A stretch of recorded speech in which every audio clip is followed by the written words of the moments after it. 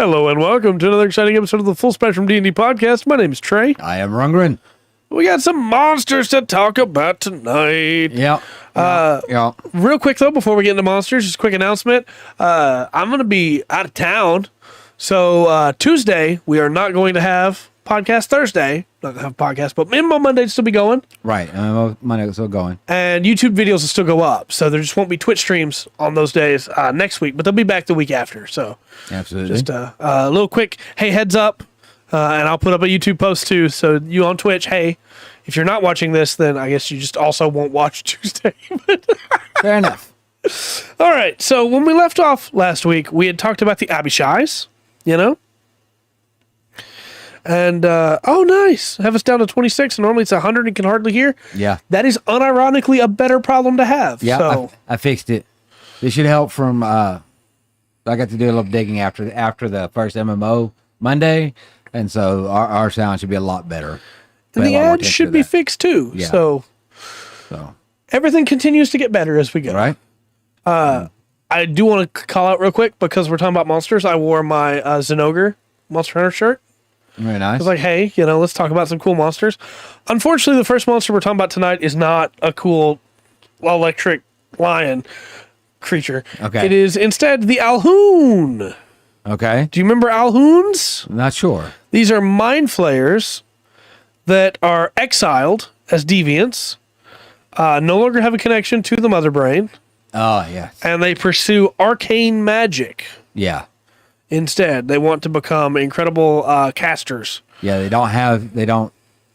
have latent psionic, or they have very little psionic power left, right? Yep. Yeah, I'm just following off old school stuff. Yep. And the Alhoon are the leaders of the outcasts. They are the 9 arcanists that have used their psionics and arcane magic to forge this new life for themselves, separate from the elder brain. However, Right. to be able to do that, to become an Alhoon, they have to first, as a mind flayer, cooperate in the creation of a periaptive mind trapping, in which they basically make themselves into liches, Okay. effectively, to be able to, instead of separating a soul, right, they separate their mind so they Right. can't be affected by the elder brain. Yeah. And it takes 3 of them to do this to make 1. So it is a very difficult process. Their flesh does get a little bit more withered because of it. Mr. Alhoon. That's right. They look a little bit like a Cthulhu, right, but without the wings. Right. Because they're a little desiccated. But they work just like liches in that as long as the periaptive mind trapping is around, they can't be killed. Yes. So it's a very cool side lich to have, right? Yeah. And I could see it being the boss of a campaign, but I think it's way more interesting as like a little mini arc villain. I kind of like the idea of it. Like, look, we're going up of making the mind flayers. This is an area of the multiverse that they have dominated, right? Yep, absolutely. Mind flayers control everything. So you're going to have to work with the Alhoon. Can I have a side lich? Oh gosh. They we'll talk about that after the show. But yeah, no. You actually have to work with. You have to you can't turn your back to them. Obviously. Yeah, I agree. I think that'd be a really cool way to do that. Yeah, you're gonna have to work with them. Because who would know the mind flayers better? Right. You know? Than an Alhoon. So stat-wise, we have AC 15, which is pretty low, right? Yeah. Challenge rating's 10, by the way. Okay. So you could maybe buff these things up if you wanted them to be a boss, but Yeah. Hit points is roughly 150, 20d8 plus 60.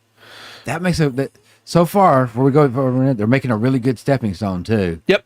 It's like the reason the main mind flayer forces come here is to look for these guys. Yeah. And you take them on before you take on Yeah. Speed is 30 foot with a 15-foot hover fly speed, Okay. which is pretty cool. Yes. They have resistances to cold, lightning, and necrotic. They're immune to poison, and they're immune to being charmed, exhausted, frightened, paralyzed, or poisoned, which is pretty good. Yeah. They also have true sight for 120 feet. That's very good. They're able to speak deep speech, undercommon, and have telepathy up to 120 feet. All right. So you could easily walk into one of these things' layers and not even know you're there, and it starts speaking to you, you know? It has advantage on saving throws against spells and other magical effects. All right. It has advantage on saving throws against any effects that turn undead, Yeah. Yes. which is very cool. Yes. Because it's not undead, Right. technically. Technically. Yeah. Actually. Right. It has a multi-attack, 2 Chilling Grasp or Arcane Bolt attacks. The Chilling Grasp is a melee spell attack, plus 8 to hit. One target, 14 or 4d6 cold damage. And the Alhoon regains 14 hit points. That's tough. And then the Bolt is a ranged spell attack with a plus 8 to hit. 120 feet range, 8d6 force damage. That's pretty pretty stout. solid hit. Yeah. Then it has a recharge of a Mind Blast, which of course it does, just like a Mind Flayer, Mind Blast. Psychic energy in a 60-foot cone. Each creature in that area must succeed on a DC 16 intelligence saving throw or take 4d8 plus 4 psychic damage and be stunned for a minute. Yeah. And it can repeat the saving throw at the end of each of its turns, ending the effect on success. Out of curiosity, what's the challenge rating on this? Challenge rating's 10. 10? It's not bad. It's a pretty good boss monster for 10th level. I think so. It also has not bad. spellcasting. Okay. So it's still got some cool stuff it can do. Spell save is DC 16 for these, by the way. At will, it has Dancing Lights, Detect Magic, Detect Thoughts, Disguise Self, Mage Hand, and Prestidigitation. Okay. Once per day, it has Dominate Monster, Globe of Invulnerability, Invisibility, Modify Memory, Plane Shift for itself only, and Wall of Force, all of which are great. Modify Memory is incredible to be able to do once a day. And then as a reaction, it has Negate Spell 3 times a day. A Rave of Psionic Death. But yes, a Rave. Right. That kind of rave. It targets one creature it can see within 60 feet of it that's casting a spell. If that spell's 3rd level or lower, the spell fails, but any spell slots or charges are not wasted. Coming straight to an ad. That'll be the pre-roll ad. Yeah. Yeah. I like this is giving me hope for this book. I like the way this monster starts out. Yeah. Alhoon's a really cool monster. Because you have options. You can make a tough fight. Yep. Without getting bogged down. Yeah. As a DM. It's next week. Next week. Next week. Yes. Next week. Yeah. So this is a pretty cool monster, I think, and it's got a little blurb here from Mordenkainen that says there are many reasons to avoid the way of the Lich. An impermanent solution is paradoxical. Take Alhoons. They require souls to keep from shriveling. I fail to see the appeal. Yeah. And that's a little thing that I didn't bring up. There's not an ability for it, but the Alhoons do have to continue to be sacrificed to, basically. Yeah. They have to keep eating brains to be able to stay. Yeah. Not eating brains the way, but eating brains the way a Mind Flayer does. Yeah. Like, through the nose. Yeah. Yeah. Mind Flayers are creepy, man. Yeah, they are. Alhoons are cool, though, but also kind of creepy. Next up, we have one of the weirdest, coolest little ideas for a monster, I think. You like mimics? Yeah, yeah. Everybody likes mimics. Yeah. What if I told you that there is an alkalith, which is fungal growth that appears on doorways, windows, and other portals? This is an old monster. This is an old monster. Yes. These dripping infestations conceal the demonic nature of the alkalith, making what seems to be a dire warning appear strange but otherwise innocuous. Mm-hmm. Wherever they take root, they weaken the fabric of reality, creating a portal through which even nastier demons can invade. Gross. The image is of literally like mold, basically, with eyes. Yes. That is on a window, and the mold has overtaken one of the panes of the window and created a portal that looks really cool. This is challenge rating 11, so technically it's higher challenge rating than the Alhoon. Yeah. It is a fiend. Yep. It has 17 AC, 16d8 plus 96 or 168 hit points. It has a walking speed of 40 and a climbing speed of 40. It is resistant to acid, cold, fire, lightning, bludgeoning, piercing, and slashing from non-magical attacks. Okay. Immune to poison, can't be charmed, frightened, or poisoned. It can't speak, but it understands Abyssal. And its abilities are exactly what you'd think. It has Abyssal Rift. If the Alkalith surrounds a door, window, or similar opening continuously for 66 days, the opening becomes a permanent portal to a random layer of the abyss. A permanent portal. Random. Here we go. Here come the devils. Yeah. It wasn't exactly the creature I was thinking of the beginning, but there's... this is a good monster. Yeah. This feels... I don't know. I like this a lot. Yeah, I like the feel of this monster quite a bit. It has Amorphous, so it can move through a space as narrow as 1 inch wide without squeezing. Yeah. It has False Appearance, like a Mimic. If it's motionless at the start of its combat, it has advantage on its initiative roll. Moreover, if a creature hasn't observed it move or act, that creature must succeed on a DC 18 investigation check to discern that the Alkalith isn't normal slime or fungus. Man. It also has Foment Confusion. Any creature that isn't a demon that starts its turn within 30 feet of the Alkalith must succeed on a DC 18 Wisdom saving throw, or it hears a faint buzzing in its head for a moment and has disadvantage on its next attack roll, saving throw, or ability check. Okay. If the saving throw against Foment Confusion fails by 5 or more, creature is instead subjected to the Confusion spell for 1 minute. No concentration required. Okay. While under the effect of that confusion, the creature is immune to Foment Confusion. Until they're given arms and legs. And this thing can move. No. It has resistance to... What ways it can move. Yeah. It has magical resistance, so it has advantage on saving throws against spells and magical effects. It has Spider Climb, so it can climb on difficult surfaces without ability checks. And it has Unusual Nature, doesn't require air, food, drink, or sleep. This is a really interesting monster. Yeah. There's so many... I mean, yeah, you can use it straight as a monster. Or you can use it as a gate to get your players into, if you want to run an Abyss campaign. Yep. I'll do that. It has 3 tentacle attacks with his multi-attack. Tentacle attack is +8 to hit, reach of 15, single target, 46 + 4 acid damage. Whap, whap. Every turn. Yep. That's pretty solid.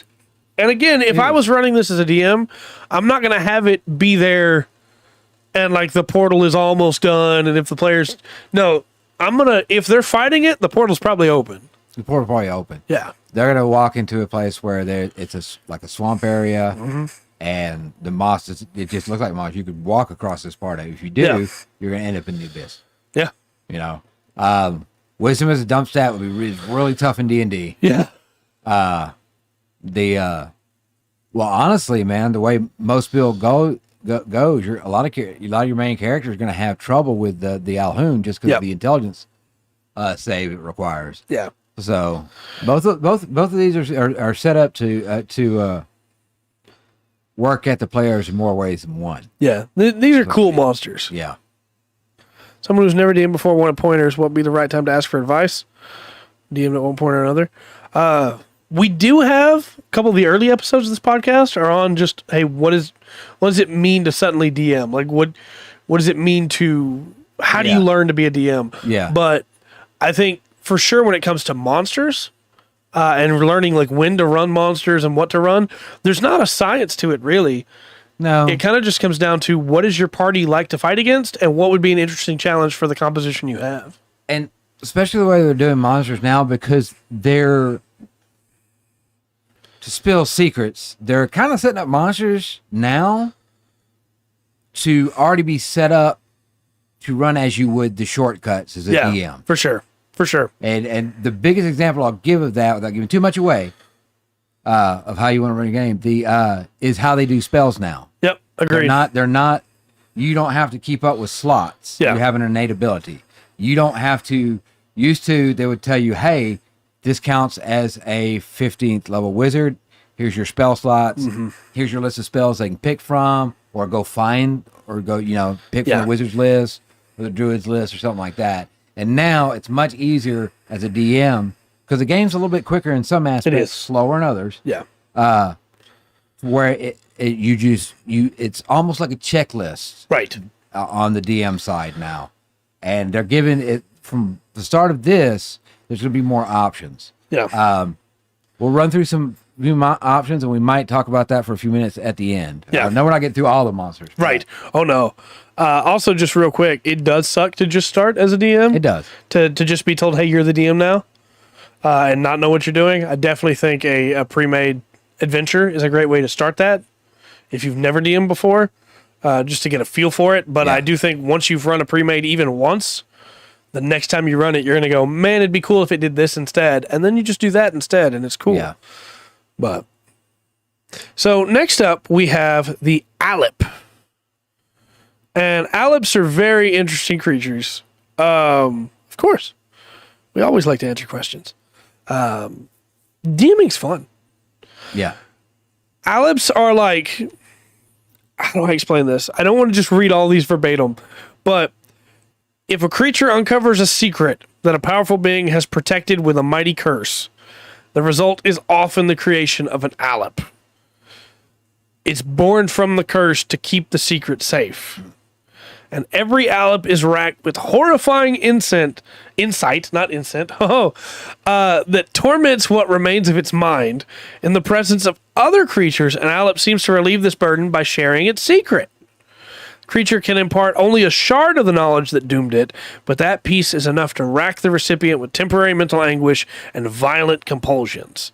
Basically, the Alep is a creature born from a curse that is desperate to share its secret, but it can't without killing the people it's sharing it to. Yeah. So it's a haunted existence in many ways that's really sad, you know. But I have no mouth, but must scream. yeah, pretty much. Yeah. But I must scream. It must share its curse to escape and enter the afterlife.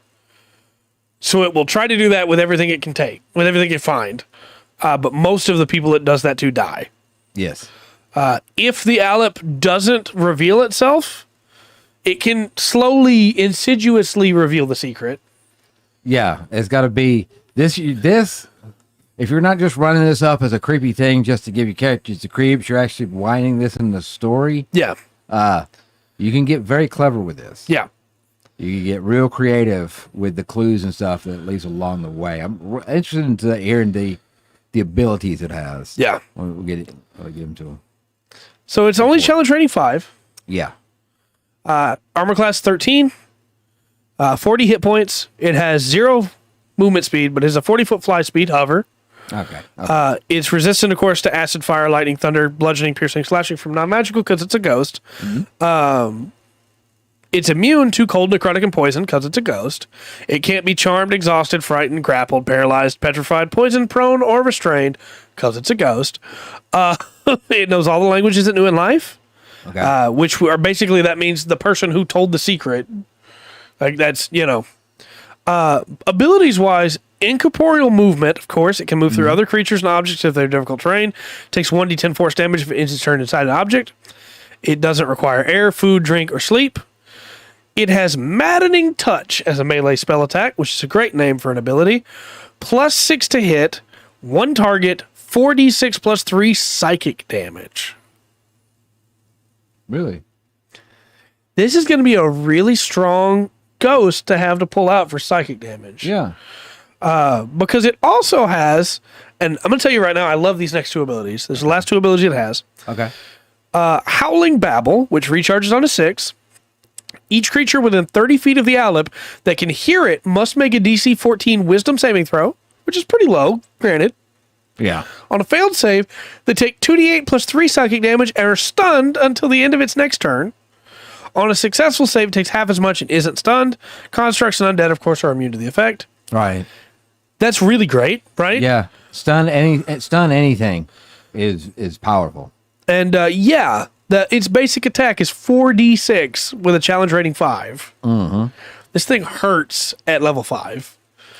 This thing hurts at level 7, honestly. Yeah. Whispers of Compulsion is its last ability here. It chooses up to 3 creatures it can see within 60 feet. Each target must succeed on a DC 14 Wisdom save, or it takes 2d8 plus 3 psychic damage and must use its reaction to make a melee weapon attack against 1 creature of the Alep's choice that the Alep can see. Constructs and undead are immune to this effect. And there is no save from that, and you don't. It's if you save, you don't swing. Yeah. If you don't save, you're swinging. Interesting. There's no ability to have resistance to that later. It's just every time it does it. Yeah. And there's no recharge on that one. What's it called again? It's Whispers of Compulsion. Okay. I don't know, man. This is a strong ghost. It is.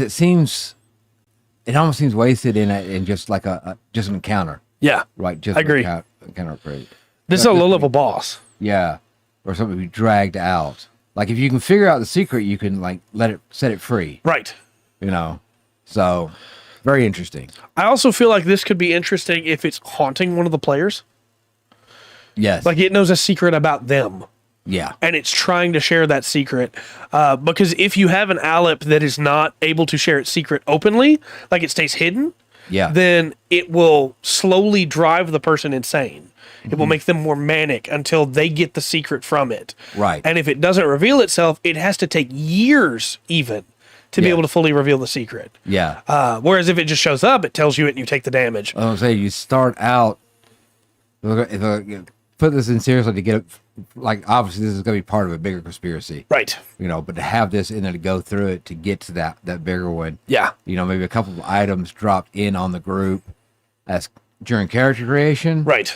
and then a couple straight things, just clues along the way, and it's gonna end up either the group figures it out what the secret is, and if they do, then this thing's gonna have rewards for them, Yeah. or before they step over to the real enemy, they're gonna have to battle this thing out. Right. And that's not gonna be a good time to have to get in a fight. Oh no. So Yeah, this thing is good and tough Yeah, it's for an interesting monster. 5th challenge level. I like the CR. Also, just real quick, combat being set up for 4 players. It depends. Anywhere from 3 to 5 is like the sweet spot I find. we should be talking about the The on CR book quest. itself is On the book quests, they're mostly set up 3 to 5, right? With a balance of 4. right. Yeah. So, So- if you're running it, so like for the 2 players, you pretty much have to half everything, Right. And if you have 6 players, maybe you add a couple monsters here Yeah. and there. Except in the first Goblin Cave, you're doing. Yeah, don't add anything there. Please don't. Next is the Amnizu. And these lead the infernal legions into battle and command guardians at the gateways to the hells. They're arrogant, bullying, and ruthless. They're also really intelligent tacticians and completely loyal to the Archdukes. Jackal-looking ones. They have a picture. Sort of. They're No, not what I was thinking. I wouldn't Okay. say jackal per se, but it's more of like the. What is the right example here? They're like a hut, except less fat Okay. and with no tails, and also they have wings. But the wings, they never would be able to fly on those wings. So imagine like this. That's what we got here. These things are pretty stout. Their challenge rating is 18. There's also a variant version of them, Okay. which I want to touch on real quick because it has a special thing, which is devil summoning. Some Okay. Amnizus can summon more devils. That's handy. Once a day, they can summon 2d4 bearded devils or 1d4 barbed devils, Okay. and they appear in an unoccupied space within 60 feet of them, acting as an ally. They can't summon more. It remains for a minute until the Amnizu dies or the summoner dismisses it as an action. So, Yeah. pretty cool. Pretty cool. But again, that's a variant. You don't have to run that, but it's cool to have a variant of these here. So these things have 21 AC. Challenge rating 18, remember that. Okay. 202 HP, Okay. 30-foot fly, or 30-foot walk, 40-foot fly. They can fly on those little wings they don't look like they'd be able to fly on. They're the bumblebees of hell. That's right. They're resistant, of course, to cold, bludgeoning, piercing, slashing, and melee. Or any melee that's not magical is Okay. where I was trying to go with that. Gotcha. Can you tell I haven't been sleeping well? They're also immune to fire and poison, of course, and they can't be charmed or poisoned. They have dark vision to 120. And of course, they have telepathy to 1,000 feet. Because they're the tacticians. They're the guys that send the orders. These are your war Yeah, masters, yeah. right? They have devil sight, because of course they do. Ooh, yeah. They can see through any darkness, even magical. They have magic resistance, like most of the things in this book, honestly. Right. So Their multi-attack is really special to me because they can use Blinding Rot or Forgetfulness if it's available. That's their recharge. It also makes 2 Taskmaster Whip attacks. So it just gets its melee attacks for free. So here's the ad. We are at the time for the ad. okay. So we have a minute here. We can just relax. Yeah. So nobody can hear us. It's just gonna go ads. I'd like an Alhoon as a pet. Can I have a side lich? Man. Your ad's done. Oh no. You can hear us again. We're back on. All right. Well, I got something for Prime Video, so they must have spent a little bit more money on this one. We're going through that. Yeah, let me check the Twitch page. It should now show me. Yeah. Same here. 45 seconds since the last ad. Okay. Nice. All right. So that's stuff starting to work. Starting to get this stuff together, man. Yeah. So, they get their melee attacks for free, which is really cool. Yeah. Their melee attack is plus 11 to hit. All right. Reach of 10 feet. Single target. 1d8 plus 5 slashing plus 3d10 force damage. Okay. And they get 2 of those every time they attack, just for free. Then they have Blinding Rot. It targets 1 or 2 creatures that it can see within 60 feet of it. Each target must succeed on a DC 19 Wisdom saving throw or take 4d12 necrotic damage and be blinded until the start of the Amnesu's next turn, which is really good. Yeah. Its recharge abilities, Forgetfulness, the other one it can take instead of Blinding Rot, is it targets 1 creature it can see within 60 feet of it. That target must succeed on a DC 18 int save or take 4d12 psychic damage and become stunned for a minute. A stunned creature repeats the saving throw on the individual's turn, ending the effect on itself on a success. If the target is stunned for the full minute, this is very important. I need you to listen to me now. If the target is stunned for the full minute, it forgets everything it sensed, experienced, and learned during the last 5 hours. That's crazy. Keen mind my butt. You remember none of it. It's God. You know what's weird is this is a cool creature, right? Yeah. At that CR, you need a pair. Yeah, you do. You'll need a pair of them. And that would be that's going to be a good encounter. I agree. You're derailing? Oh, no. It also has spell casting. So the save is 19. Yeah, that's a high. Yeah, It's a very high save. Yeah. At will, it can cast command. what is proficiency bonus at 18? At 18, it's 5, isn't it? Yeah. It's not 6 yet. It's 5. Right. So 19's tough, but 19's tough. 19's tough, but not. Yeah, it's tough. It's not super tough. Right. It's pretty tough. Your Toggies 3 HG came in. Nice. Very cool. Very cool. I love the Toggies 3. At will, it can cast command. 3 times a day, it can cast Dominate Monster. Mm-hmm. And then once a day, it can cast Feeble Mind. Yeah. So you got one. So one and a couple of sidekicks. Mm-hmm. Will be really good too. It also has a reaction. Instinctive Charm. When a creature within 60 feet of the Amnesu makes an attack roll against it, and another creature is within the attack's range, the attacker must make a DC 19 Wisdom saving throw. On a failed save, the attacker must target the creature that is closest to it, not including the Amnesu or itself. If multiple creatures are closest, the attacker chooses which one to target. If the saving throw is successful, it's immune to the Amnesu's Instinctive Charm for 24 hours. You gonna attack me? Now you're attacking him. Ha-ha! Yeah. As a reaction. Very interesting creature. Literally, you're approaching me? I'd have to think this guy out because I'd really want to play him as a rhymer. Yeah. You know, at the gates of hell. Toggies 1 and 3 limited special coding edition. Very nice. Toggies is pretty great. Yeah, no, this is a cool monster, the Amnesu. I think that if I was to put him in an encounter, like you said, I'd probably put one Amnesu and then a couple of little guys. Yeah. Maybe some Abishais. Yeah. Just to really back him up. And then I'd probably give him the variant that lets him summon more. Because he only gets to do it once. Yeah. So I think that's pretty fair, especially because by CR 18, what's a Barb Devil? You know? Right. Yeah. It's a distraction for a couple rounds at most. Right. That allows him to disable or dominate monster and stuff during the process. Yeah. So very cool. RX 78 GP. I don't blame you there at all. I'm doing my best not to be derailed tonight. We'll see if you can effectively derail me. Next up, we have the Ennis Hag. Okay. And this is a very special creature because it is a hag, but it is a hag that lives in the mountains and hills. It's hunchbacked, hump-shouldered.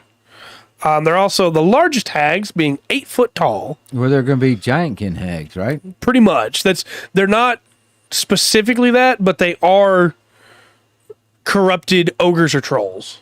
Okay. So Okay. they're in that same flow. Also, if an Ennis hag feels particularly cruel, they can adopt the appearance of a kindly elder, approach a child in a remote place, and give them an iron token, which we'll get into in a minute, through which the child can magically confide in the hag. Over time, Granny or Grampy, as they call themselves, convinces the child that it's okay to do bad deeds, like breaking things or wandering around without permission, and eventually pushing someone down the stairs or setting a house on fire. Eventually, the child's terrified family and community face painful decisions of what to do to the seemingly remorseless child. Twisted. Yeah, these things are messed up. The iron tokens are one of their teeth or one of their nails, and they can spend a minute shaping and polishing it in the form of a coin, a ring, or a tiny mirror. Dendrobium's very cool. These things are horrifying in what they do to children. AC is 17, challenge rating is 6. Okay. Not too high there. Also, just a quick heads in here, they can only have 3 iron tokens at a time, so just keep that in mind. Okay. They also know the direction and approximate distance between them and any of their active tokens. So this is like a really good boss so far for like a four session arc. yeah. It's Why are all the kids in town suddenly Yeah. doing all this bad stuff? I don't know. I'm enjoying it so far. It seems to fit a nice niche. Yeah. 90 hit points. Speed of 40. Pretty good. It is resistant to cold. Okay. They can, of course, speak Sylvan. GPO 1, 2A, and 3 should all be in sometime next month. Nice. Multi-attack is 1 bite, 2 claws. The bite's plus 8 to hit. Single target, 3d6 plus 5, piercing. Good The shot. claw... Go ahead, sorry. That's a good shot at 6th level. Oh, yeah. The claw is plus 8 to hit, 3d6 plus 5 slashing damage, and they get 1 bite and 2 claw attacks every time they attack. Just boom. Also cool. And then they have, a little hug, a crushing hug. Everybody loves a hug, right? From Grammy. Right. A plus 8 to hit with a reach 5 foot to hit, I guess. Single target, 96 plus 5 bludgeoning damage. Oh, man. And the target is grappled, with the escape being 15 DC. If it's a large or smaller creature, until the grapple ends, it takes 96 bludgeoning damage at the start of each of the hag's turn. The hag can't make attacks while it's grappling a creature. That's a lot of damage. Yeah. And one player takes off this hag. Man.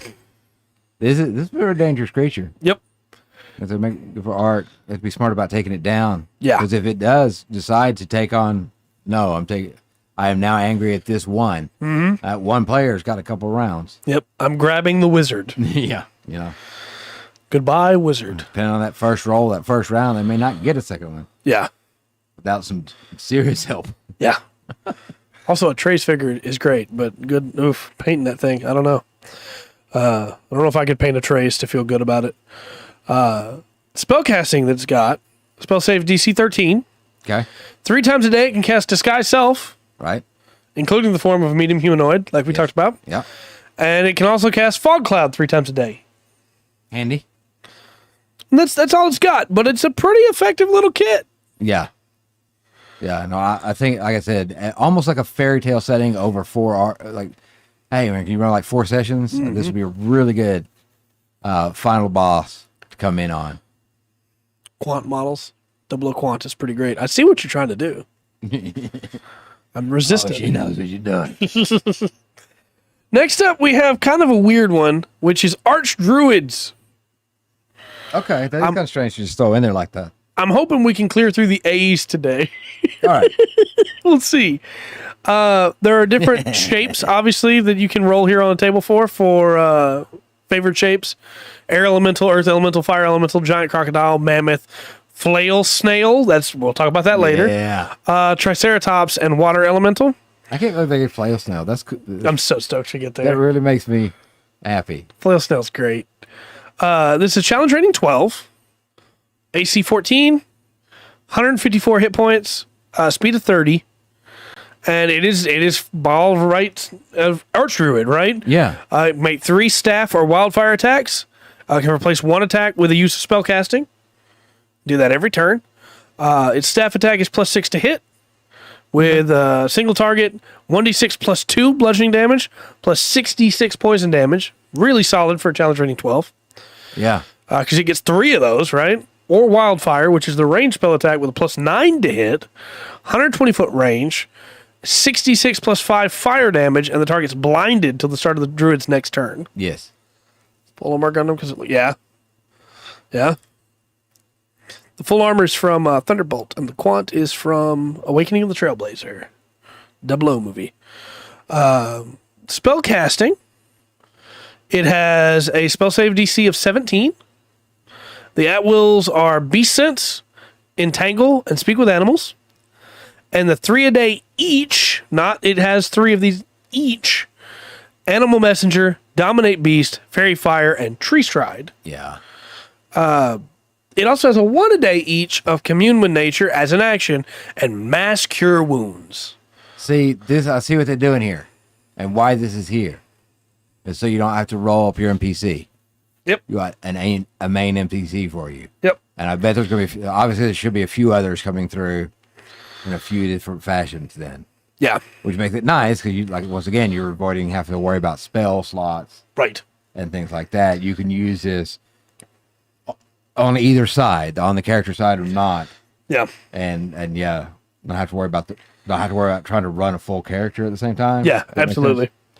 It also makes a pretty solid encounter if you want to have like ints or treants to be able to have a druid or druid to back them up. Yeah. A heavily armored from Thunderbolt. It's probably the Atlas Gundam. It also has a change shape twice a day. Okay. Magically transforms to a beast or elemental with a challenge rating of 6 or less. Can remain in that form for up to 9 hours. It can choose whether its equipment falls to the ground, melds with its new form, or is worn by the new form. It reverts to its true form if it dies or falls unconscious. It reverts to its true form using a bonus action. While in the new form, its stat block is replaced by the stat block of that form, except it keeps its current hit points to its hit point maximum. This bonus action, the change shape, its languages and its ability to speak, and its spellcasting action. The new form attack counts as magical for the purpose of overcoming resistances and immunity to non-magic attacks. It's a pretty stout creature. It is a pretty stout creature, and once again, it goes into now you have a much more easier note, easier thing to flip through for a high-powered NPC, or the city has committed crime against nature. They're going against that for sure. It works like that, but it's like it's a souped up. It feels like a souped up what they do in the Essentials kit. Sidekicks. I agree. Like a souped up sidekick. Yeah. And I don't know, man. That made me kind of excited for some of those things that I'm excited for the monsters. I didn't realize that they had this in here as well. Right. So this is a little bit different thing. Like this makes it much easier for me to go, hey, you know what? I have an Archdruid. They can use it. I can throw this in the forest. Yeah, for sure. So. Also, drowning's not good. No. Space surfboard on the Atlas. You might not be surprised then to find out that our next thing is an archer. Okay. It's just an archer. There's a table here for your fletching. Okay. Feathers from an owlbear's mane. Nice. Cockatrice feathers. Cool. Axebeak feathers. Planetar feathers. Coatl feathers. Pegasus feathers. Griffin feathers. Vrock feathers. Periton feathers. Dryad leaf veins. Drake scale veins. Or sturge wing veins. That's good. All of which is just, hey, this is cool. Yeah. Right? Yeah. The archer stat block is not huge. It's not very big. It's a Shouldn't be. CR3 monster, right? Right. 16 AC, 75 HP, 30 feet speed. Multi-attack, it can make 2 short sword or longbow attacks. +6 to hit on the short sword. Single target, 1d6 +4 piercing. Yeah. And the longbow is +6 to hit, range 150 or 600 feet. One target, 1d8 +4 piercing. It's just like you said with the Archdruid. This is an attempt to not have to roll an NPC for this. Yeah. Just have a stat block for it, Yeah. which is great. Yeah. And then, of course, it has a bonus action, which is actually pretty cool, called Archer's Eye, 3 times a day. Immediately after making an attack roll or a damage roll with a ranged weapon, you can roll a d10 and add the number rolled to the total. I like it. It's very cool. Because you can run alongside the player with either one of these if you needed to. Obviously, you want them, to be at level or higher. Yeah. At level a little bit higher. And not, like I said, you're not making a character play it along. You have, it just drops in an ounce. Yep. Now, they did this a little bit in the back of the DM's guide. Right. Where you've got a few. But no, I like the, and that's it, right? Yeah, that's it. That's the whole thing. Perfect. Here's the Archer. Perfect. You need enemy. You need a guard top of a wall. Yes. Here's some archers. You need NPCs to be able to run alongside. Here's archers. And it could be an elf, it could be an orc, it could be a dwarf, it could be whatever you need it to be. No more having to mix and match and Frankenstein together a stat block. Here's just an archer. A nice little chart at the beginning of it just to add a flavor. Yeah. If if you don't have anything in mind, just if you're thinking about other things, trying to keep up combat, something like that, roll a d12. Yeah. These archers use frock feathers. Right. Very nice. Next up is the Armonite. And these are Isn't fiends. that a Pokemon? It's very close to an Ammonite. Oh, okay. These are fiends. These are demon centaurs. Great herds of Armonites race across the blasted fields of the abyss, bent on slaughter and death, driven by unrestrained bloodlust. This is the thing that I would have come through the gate of the Arcalith. Yeah. The Armonite is really cool. They have a lot going on, but it's not a big block. It's just they can do a lot of things. Okay. Their challenge rating 7. They have 16 AC, 94 hit points, 60 speed. They're resistance to cold, fire, and lightning. They're immune to poison entirely. Okay. And they have 120-foot dark vision and 120-foot telepathy. Okay. They have magical resistance, because of course they do. Right. Then their multi-attack is 1 claw attack, 1 hooves attack, and 1 serrated tail attack. 1 hoof attack, 1 claw attack. Yep. And then okay. So the claw is +8 to hit, single target, 2d4 +5 slashing, plus 2d8 lightning, Okay. which is very nice. The hooves is +8 to hit, single target, 2d6 +5 bludgeoning, and if the target's large or smaller, it must succeed on a DC 16 strength save or be knocked prone. Ooh. That's every turn it's doing that. Yeah. And then the serrated tail is a +8 to hit with a reach of 10 feet, single target, 2d10 +5 slashing. So you have 2d4 +5 slashing, 2d8 slashing, lightning, I'm sorry. Right. Yeah. Then you have 2d6 +5 bludgeoning. Then you have 2d10 +5 slashing. Okay. That's a lot of damage That in is. one turn. Yeah, it is. They also have a recharge on a 5 or 6, Lightning Lance. If the Armonite looses a bolt of lightning in a line that is 60 foot long and 10 feet wide, each creature in the line must make a DC 15 dex saving throw, taking 8d8 lightning damage on a failed save or half as much on a successful one. That's a wide beam of lightning. 10 feet, 2 squares. Dang. Okay. That's a stout creature. Yeah, call this thing Zephyrin because he's throwing those lances. Yeah. This is a great creature, I think, to add Yeah. in. Just, hey, you want to use a fiend that is not fire related or ice related? Yeah. Here you go. Yeah. Have a herd of these things roll up and 3 of them break off to come fight the party. Right. Yeah, there's a lot of fun you can have with Armonites. Yeah. A good, powerful little creature there. Then the last one for today, and I guess for the next couple weeks, because, Yeah. is the best one to end on, I think, for now. The Astral Dreadnaught. What is it? See, what CR rating? We'll get there. We'll get there. So, Go ahead. This thing's huge. yep, for anybody who doesn't know, It's not the biggest thing in D&D. it's not the biggest I thing. think it's the biggest monster we got stats to fight. It's the biggest statted monster. Yeah. The Astral Dreadnaught is enormous and terrifying. They haunt the silvery void of the astral plane, causing planar travelers to shudder at the very thought of them. Dreadnaughts have been gliding through the astral mist since the dawn of the multiverse, trying to devour all other creatures they encounter. These things are ginormous and terrifying. The CR is 21, Okay. which means that at base, you don't have a party that is technically able to defeat it, right? Right. You obviously they still can, but it's Yes. not going to be an easy fight by far. Right. The AC is 20, just flat, Okay. which makes it one of the highest ACs like native in the game. 297 hit points, which really isn't that much comparatively. No, not really. But when we get into what it's resistant to, you'll understand why. Oh, okay. It has a movement speed of 15 feet and an 80-foot fly speed. Yeah.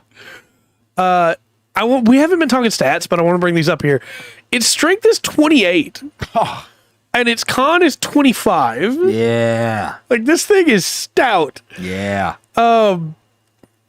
It has resistance to bludgeoning, piercing, and slashing from non-magical. Right. It cannot be charmed, exhausted, frightened, knocked prone, paralyzed, petrified, poisoned, or stunned. Yeah. Its passive perception is 19. And it has, here we're going to get into the abilities. Here we go. Okay. It has an anti-magic cone.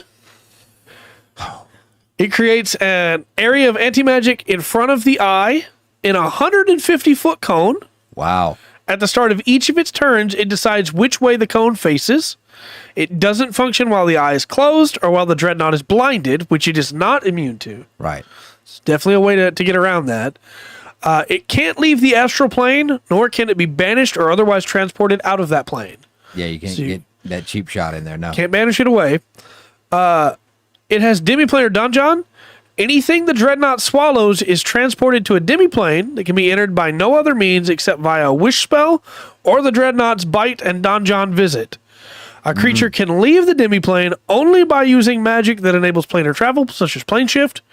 The demiplane resembles a stone cave roughly 1,000 feet in diameter with a ceiling 100 feet high. Like a stomach, it contains the remains of its past meals. The Dreadnought can't be harmed from within the demiplane. You can't get in there and attack it. If the Dreadnought dies, the demiplane disappears, and everything inside it appears around the Dreadnought's corpse. The demiplane is otherwise indestructible. So your spells won't work on it if it's looking at you. Right. If it eats you, you're inside a demiplane and you can't get out unless you have the ability to transfer between planes. Remember, not only your spells don't work, your magic items don't work. Right. They're looking at That you. includes armor, by the way. And your sword. Yep. And your +5 sword, magic sword, is no longer counts as non-magical, therefore cannot harm it. Right. Then it has legendary resistances, 3 a day. Yeah. It has Sever Silver Cord. If the Dreadnought scores a critical hit against a creature traveling by means of the astral projection spell, the Dreadnought can cut the target's silver cord instead of dealing damage, which is very bad. Right up a new character. Yep. Your character can no longer return to their body ever. Yeah. You're a spirit stuck in... On the astral plane. Yep. Yes. Unusual nature. It doesn't require air, food, drink, or sleep. Yeah. Then it has multi-attack. And multi-attack is just 1 bite and 2 claws. The bite is a +16 to hit with a reach of 10 feet, a single target, 5d10 +9 force damage. If the target is huge or smaller and it's reduced to 0 hit points or it's incapacitated, the Dreadnought swallows it. Swallowed target, along with everything it's wearing and carrying, appears in an unoccupied space on the floor of the demiplanar donjon. The claw is +16 to hit, reach 20 feet, single target, 3d6 +9 force damage, and you may be sitting there going, that's really not that much damage. It's really not. Well, But remember, if you have magical items that increase your hit points, or armor that raises your AC, those things are gone and you're not hurting it. yeah. So it doesn't matter if it doesn't do a lot of damage to you. right. It will eventually eat you. Its legendary actions are an extra claw attack, which you can make. A donjon visit costs 2 actions. One huge or smaller creature the Dreadnought can see within 60 feet of it must succeed on a DC 19 charisma saving throw. or be teleported to an unoccupied space on the floor of the demi-plane or dungeon. At the end of the target's next turn, it reappears in the space it left or in the nearest unoccupied space if that space is occupied. So it does come back. Yeah. But in that time, it's probably eating your friends. It also has Psychic Projection, which costs 3 actions. Each creature within 60 feet of the Dreadnought must make a DC 19 Wisdom saving throw, taking 4d10 plus 4 psychic damage on a failed save or half as much on a successful save. Okay. So again, it's not doing a lot of damage to you, but it's very hard to kill. Yeah. Very hard to kill, and if it's got enough time and it gets the right person into its belly, Yep. you know. You're done. Yeah, you are.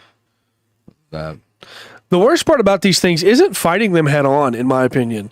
The Astral Dreadnought is so terrifying because of Astral Projection. Yeah. Because you never know when you use the Astral Projection spell if an Astral Dreadnought is near where you're going through or not. Right. And if you come through it, it can see you. Yes. And it wants to kill you. It does not like you. And all it takes is that crit, and you're instant dead. Yeah. If it comes across your ship, and you're in a small ship, it can eat the ship, including you on it. These things are terrifying. And I've seen some people, since this book has come out, go, hey, people always talked about the Astral Dreadnought and how terrifying it is, but look at how low those damage numbers are. Yeah. And it is... We just on numbers now. When you start adding in all the resistance and everything, and you realize what stuff stacks up, you've got to put stuff together. Like make sure it's looking at the wizard or at the warrior. You know, it's a 150-foot cone. You know, that's a big cone. It is. So you've got to use it right, and it becomes a really, really, really hard match. Like I said, if the right player, your tank gets swallowed, you're probably in trouble. Yeah, you're not going to make it through that fight. Yeah. But it definitely, it could do more damage, but I'm sitting over here crunching the numbers, and you're looking at, on average, 36 bite, 19 twice. So on average, we're looking at 76, 74 damage around. Yeah. Like, even at level 20, that's still a lot of damage. Yeah, it is. Because if you're caught in that magic, a lot of your resistance you may have, barring a raging barbarian, is because of equipment. Yeah, and it doesn't count anymore. Yeah, what's your new AC? Oh, it's hitting you. Yeah, it's hitting you with that plus 16 to hit. Yeah, yeah. Good luck. Yeah, that's the other side of it. It's going to hit. It hits consistently. Yeah, and the reach of 20 feet means, hey, guess what? You're going to try and get away. Yeah. Yeah, it's a big nasty. It is. And it does play out smaller than it felt in second edition. Yeah, I agree. But it's there. That is how you have to get around it. Yeah, you have somebody distract it in the front and everybody else goes behind. Yeah. And cast the best thing they got and use all their big attacks to try and take it out. Unlike the Beholder, you can't just stay in the magic zone because it's not using spells to hurt you. It's using attacks. It's actually just, if you're in the magic of a ice stalk monster, their spells that they cast from their eyes don't want to affect you. They're in an anti-magic zone. That's right. But this thing's not using those. It's using physical brute force to attack. Which makes it really tough because it needs to be the paladin or the barbarian that stands up front. Yeah. And they no longer have their magic items to defend them, Yeah, so... retake is important. Right. So, yeah, it would... You have to kind of play ring around the rosy with it. That would definitely be one tactic. Maybe it's like, all right, who's sacrificing themselves? Yeah. Whoever's going up there needs to be able to use plane shift. So, maybe the cleric. Maybe so. But... yeah, I don't imagine you're going to get through a fight with this thing with everybody making it. Yeah, no. I mean, you might have everyone walking away at the end, but at the end of the fight, you're bringing people back. Yeah, some people have gotten eaten and are only coming out now because you killed it and the demi-plane opened. But this makes me wonder the direction I don't know. I'll wait for Spelljammer. Yeah. But you've got some other astral creatures out there that need to be pretty tough. Yeah. I like that they went this way with it, though. I like that it's not physically as powerful, but it is way more intimidating. It's also a lot more usable. Yeah, for sure. Because it's not like the Tarask, where if I want to run the Tarask, I have to nerf the Tarask, or my party just doesn't have a chance. Yeah. Or with 5th edition, if you look at it, the right party and the right, or there's a few different variations of it. Right. The Tarask has kind of lost some of its shine. That's true. With the power ups that players. That's true. Got. They really, I doubt they have a Tarask in here. But they really need to bump. Yeah, it needs an update for sure. It needs an update because it's either too much or too little. Yeah. But it's gone from that first, on that first round of D&D 5e, the Tarask was something, but at this point, I don't think the Tarask holds up. Yeah, I guess it does depend on your party a lot, because there are a lot of ways to get around it now. Yeah. It's not resistant to psychic damage at all, right? No. So. And so many can do the trick of have things that will help them resist being swallowed. Right. That they can actually do a feasible amount of damage from the inside. Yeah, that's true. Like getting swallowed is a tactic with it. Yeah, and you can't do that with the Astral Dreadnaught. You cannot damage it once inside. Once you're inside the Astral Dreadnaught is another thing. You're out of the fight. Yeah. Full health, if you've gotten in there. Right. Unless you have planar shift, you're done. So. It's a cool monster. It is a cool monster. It's off to a good start, man. Yeah. It's definitely much more powerful overall, but it's streamlined. I think so too. Considerably. I think so too. And just out of the A's there, you've got a good, a good group of monsters and NPCs to run a campaign. Yeah, that's where I'm coming from with this. Is the A's alone could be a book? Yeah. Of monsters, and I'd be happy. Yeah. And race changes or not, I think that from a monster perspective, from a DM perspective, this is already a great book. Yeah. And we're not even in the start of it, really. We have another like 12 B monsters, a bunch of D monsters, a bunch of C monsters, and then it just keeps going. Yeah. And I will tell you, some of the B monsters are some stuff that I have wanted stat blocks for in 5e for a long time. Good. So good deal.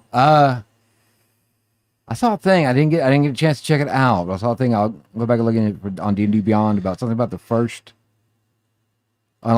part of the Radiant Citadel. Really? Yeah, I have to look at it. It might have just been them advertising, hey, don't forget that you can buy it. This is still coming. You can buy it in separate. I want the Radiant Citadel pretty good. Pretty bad. Yeah. You draw and kill it from the inside. Yeah, not here. Not here. Yeah. But so yeah, that's one of the things. Yeah, if you're Grog get for a legitimate strategy for Grog would be, okay, I'm gonna let it swallow me. Yeah. Fighting the Tarask. Right. Not the Astral Dreadnaught. No. Let's do that. It's almost like it's made to counter people like Grog. Yeah. Yeah. All right. Well, we'll be back in 2 weeks. All right. Feels like forever when I say it like that, and I guess it is, but right. It'll fly by, and then we'll get to handling the bees. We'll probably pick up speed a little bit on the bees because most of these are either monsters we already had before or just updates to them. Also, as far as I want to kind of seeing the layout as well. As getting used to seeing what they're doing with it. Yeah. We'll be back next month. We'll be back next month. Right. Yeah. But there's quite a few good stuff to come, and then won't be too long. Of course, Radiant Citadel will be coming out. Then it'll be Spelljammer. Yeah. So lots of more content to come. Yeah. Then Dragonlance. Yeah. After that. So. And try to see any more announcements or anything. And what about this book? We might because we're gonna be on this book for a while. Yeah. But we might get into some DM stuff. Yeah.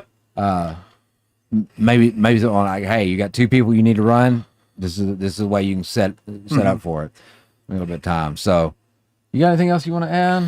Not that I can think of. Just don't forget about me on Mondays. Yeah, I'll be on Monday.